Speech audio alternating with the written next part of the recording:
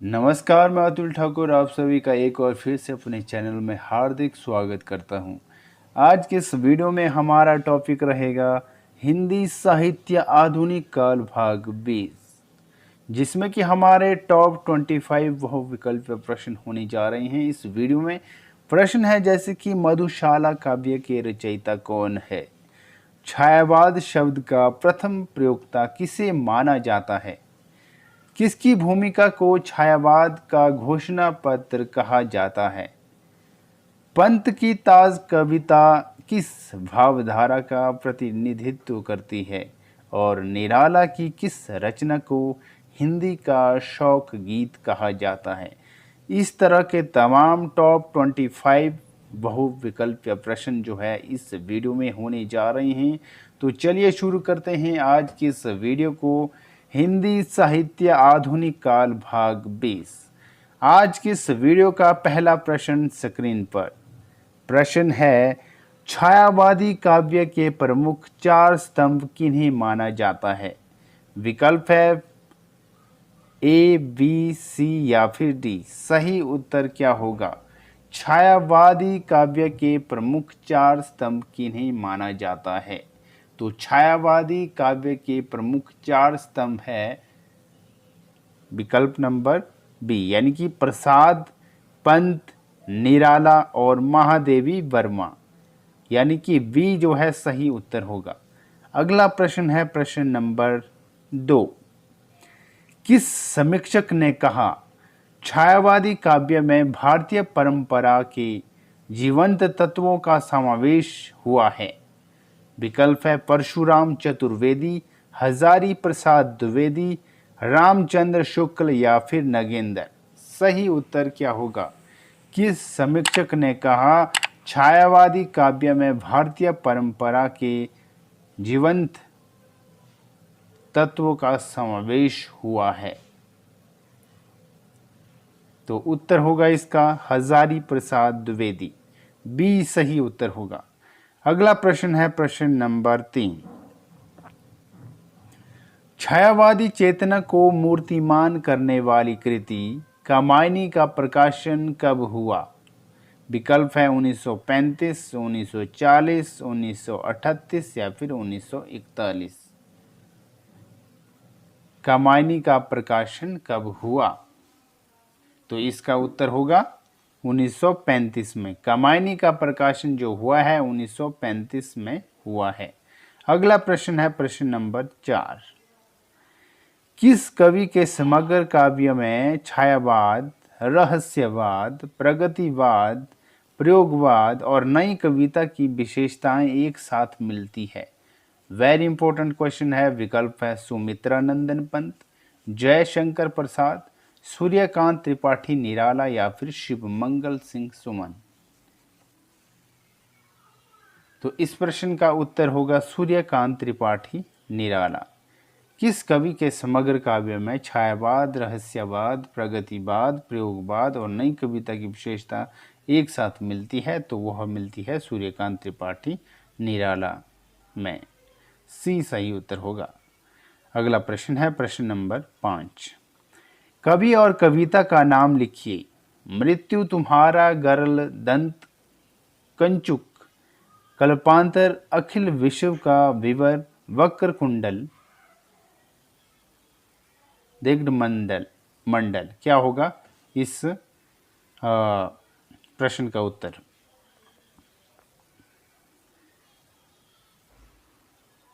तो इस प्रश्न का उत्तर होगा पंथ परिवर्तन। पंथ परिवर्तन जो है इसका उत्तर होगा। अगला प्रश्न है प्रश्न नंबर 6। पंत की ताज कविता किस भावधारा का प्रतिनिधित्व करती है? यानी कि सुमित्रा नंदन पंत की ताज कविता जो है किस भावधारा का प्रतिनिधित्व करती है?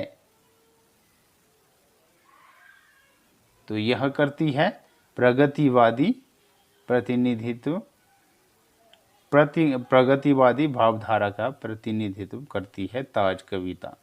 बी सही उत्तर होगा। अगला प्रश्न है प्रश्न नंबर 7। रिक्त पंक्ति लिखे और कविता का नाम लिखिए। साड़ी की सुकुड़न सी जिस पर शशि की रेशम विभा से भर। विकल्प दिए गए हैं, केश शीतल है दिया पहर परिवर्तन, लिपटी है लता सिहर सिहर नौका विहार, बालुकणों से भरा नहर ताज, सिमटी है वर्तुल मृदुल लहर नौका विहार। क्या होगा इसका उत्तर? तो इस प्रश्न का उत्तर क्या होगा? तो इसका उत्तर होगा विकल्प नंबर डी, यानी कि सिमटी है वर्तुल मृदुल लहर नौका विहार। ये जो है सही उत्तर रहेगा इसका। अगला प्रश्न है प्रश्न नंबर 8। श्रद्धा को कामायनी क्यों कहा जाता है? श्रद्धा में काम वासना की भावना अधिक थी, इसलिए उसे कामायनी कहा जाता है। श्रद्धा काम गोत्र की बालिका है, इसलिए श्रद्धा नाम के साथ उसे कामायनी भी कहा जाता है। श्रद्धा कवनियाँ अत्यधिक थी, इसलिए इसे कामायनी कहा जाता है, या फिर श्रद्धा में कामनाओं की अधिकता थी, इसलिए उसे कामायनी कहा जाता है। सही उत्तर क्या होगा? श्रद्धा को कामायनी क्यों कहा जाता है?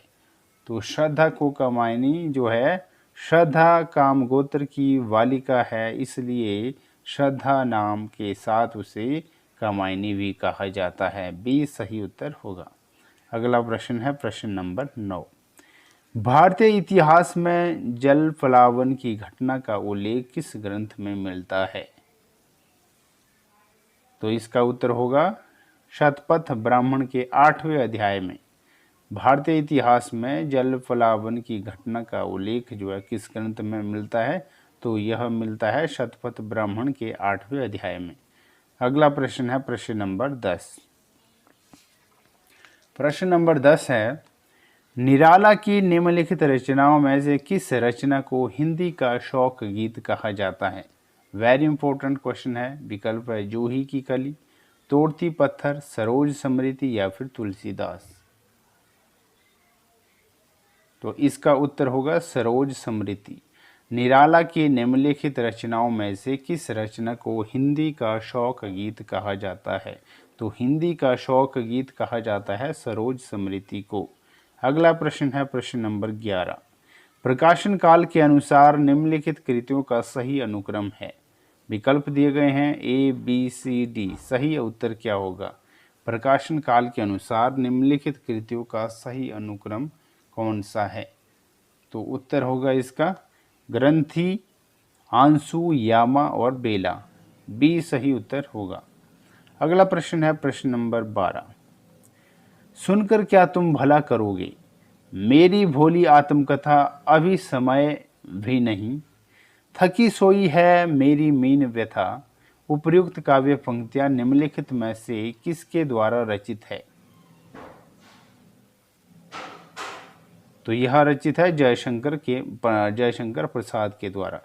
सुनकर क्या तुम भला करोगे, मेरी भोली आत्मकथा अभी समय भी नहीं, थकी सोई है मेरी मीन व्यथा। उपर्युक्त काव्य पंक्तियां जो है जयशंकर प्रसाद जी द्वारा रचित है।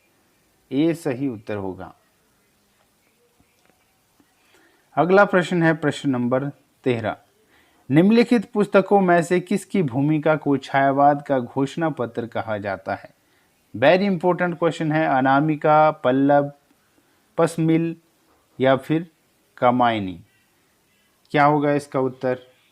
निम्नलिखित पुस्तकों में से किसकी भूमिका को छायावाद का घोषणा पत्र कहा जाता है? तो छायावाद का घोषणा पत्र कहा जाता है पल्लव को। बी सही उत्तर होगा।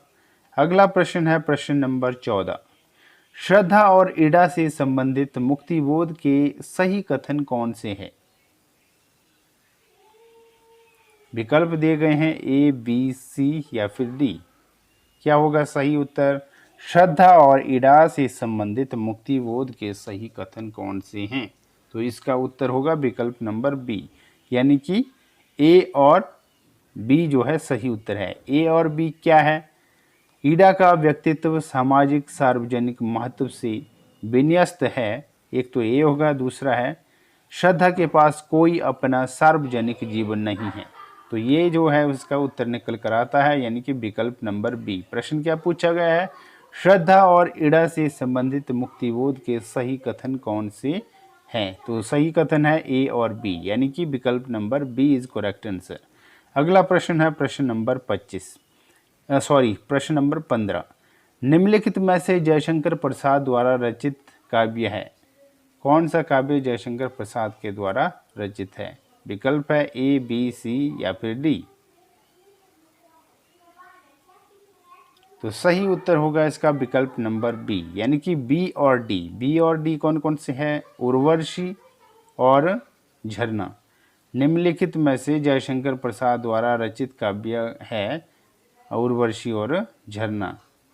तो विकल्प number B is correct answer, B और डी, यानी कि बी जो है सही उत्तर होगा। अगला प्रश्न है प्रश्न नंबर 16। प्रकाशन वर्ष के अनुसार निम्नलिखित रचनाओं का सही अनुक्रम है? कौन सा अनुक्रम जो है प्रकाशन वर्ष के अनुसार सही है? तो इसका उत्तर होगा विकल्प नंबर सी, यानी कि झरना, अनामिका, पल्लव और निहार। ये जो है उत्तर सही होगा, यानी विकल्प नंबर सी। प्रकाशन वर्ष के अनुसार रचनाओं का सही अनुक्रम है झरना, अनामिका, पल्लव और निहार। सी इज करेक्ट आंसर। अगला प्रश्न है प्रश्न नंबर 17। प्रकाशन वर्ष के अनुसार जयशंकर प्रसाद की रचनाओं का सही अनुक्रम है? कौन सा अनुक्रम है जयशंकर प्रसाद की रचनाओं का सही अनुक्रम? तो इसका उत्तर होगा विकल्प नंबर सी, यानी कि सबसे पहले प्रेम पथिक, आंसू, फिर लहर और अंत में कामायनी। विकल्प number C is correct answer. अगला प्रश्न है प्रश्न नंबर 18। सुमित्रा नंदन पंत की निम्नलिखित कृतियों में से किन पर अरविंद दर्शन का प्रभाव पड़ा है? किसके ऊपर जो है अरविंद दर्शन का प्रभाव पड़ा है सुमित्रा नंदन पंत की निम्नलिखित कृतियों में से? तो इसका उत्तर होगा विकल्प नंबर सी, यानी कि दूसरा और तीसरा। दूसरा कौन सा है? सुवर्ण, और तीसरा कौन है? रजत शिखर। यानी कि सुमित्रा नंदन पंत की निम्नलिखित कृतियों में से किस पर अरविंद दर्शन का प्रभाव पड़ा है? तो ये पड़ा है सुवर्ण और रजत शिखर पर अरविंद दर्शन का प्रभाव, यानी कि दूसरा और तीसरा, सी सही उत्तर होगा। अगला प्रश्न है प्रश्न नंबर 19। निराला जी पर वंग भाषा की काव्य शैली का प्रभाव समास में गुम्फित पद, वल्लरी, क्रियापद के लोप आदि में स्पष्ट झलकता है। लाक्षणिक वैलक्ष्य लाने की प्रवृत्ति इनमें उतनी नहीं पाई जाती जितनी प्रसाद और पंत में पाई जाती है। उपर्युक्त कथन किसका है? तो उपर्युक्त कथन जो है वह है रामचंद्र शुक्ल जी का।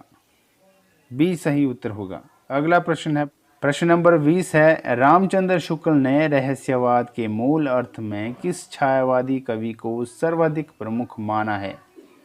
विकल्प है पंत, प्रसाद, निराला या फिर महादेवी वर्मा। तो इसका उत्तर होगा महादेवी वर्मा। रामचंद्र शुक्ल ने रहस्यवाद के मूल अर्थ में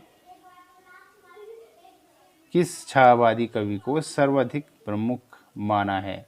तो यह माना है प्रमुख महादेवी वर्मा को। डी सही उत्तर होगा। अगला प्रश्न है प्रश्न नंबर 21।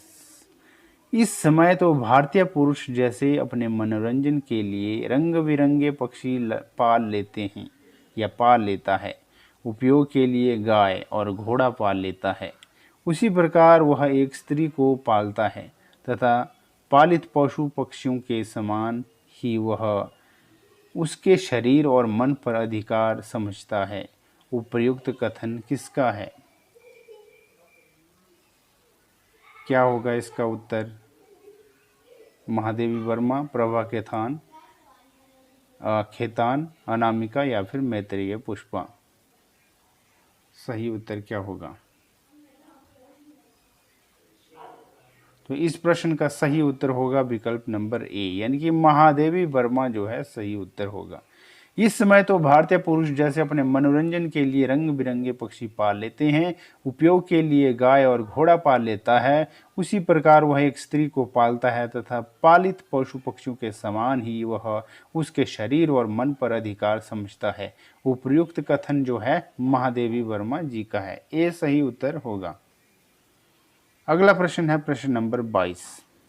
नई कविता के प्रथम अंक में निराला की किस कविता का अनेक कवियों द्वारा सामूहिक रूपांतरण प्रकाशित हुआ था?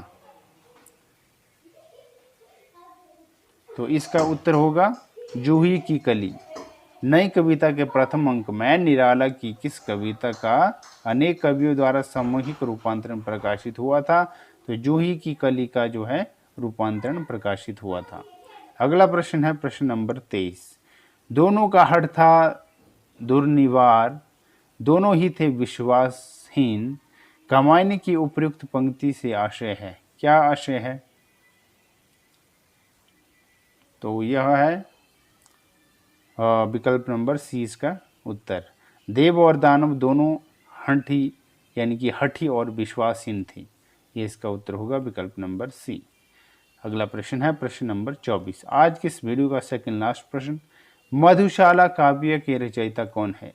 हरिवंश राय बच्चन, सुमित्रा नंदन पंत, अमिताभ बच्चन या फिर शैल चतुर्वेदी? मधुशाला काव्य के रचयिता है हरिवंश राय बच्चन। ये सही उत्तर होगा। आज के इस वीडियो का अंतिम प्रश्न है प्रश्न नंबर 25। छायावाद शब्द का प्रथम प्रयोक्ता किसे माना जाता है? राधा कृष्णदास गोस्वामी, आचार्य रामचंद्र शुक्ल, जयशंकर प्रसाद या फिर मुकुटधर पांडे? छायावाद शब्द का प्रथम प्रयोक्ता किसे माना जाता है? तो इसका उत्तर होगा मुकुटधर पांडे को जो है छायावाद शब्द का प्रथम प्रयोक्ता माना जाता है। तो आज की इस वीडियो में हमने हिंदी साहित्य के आधुनिक काल भाग 20 को कंप्लीट कर दिया है, जिसमें कि हमारे टॉप 25 बहुविकल्पीय प्रश्न थे जो कि मोस्ट इम्पोर्टेंट थी कॉम्पिटिटिव एग्ज़ाम के लिहाज से। तो आज की यह वीडियो हमारी यहीं पे समाप्त होती हुई, और अब मिलेंगे हम आने वाली जो हमारी नेक्स्ट वीडियो होगी हिंदी साहित्य का आधुनिक काल भाग 21। तो मिलते हैं हम शीघ्र ही एक नई वीडियो के साथ आपके समक्ष प्रस्तुत होंगे। तब तक के लिए हमें दीजिए इजाज़त। नमस्कार।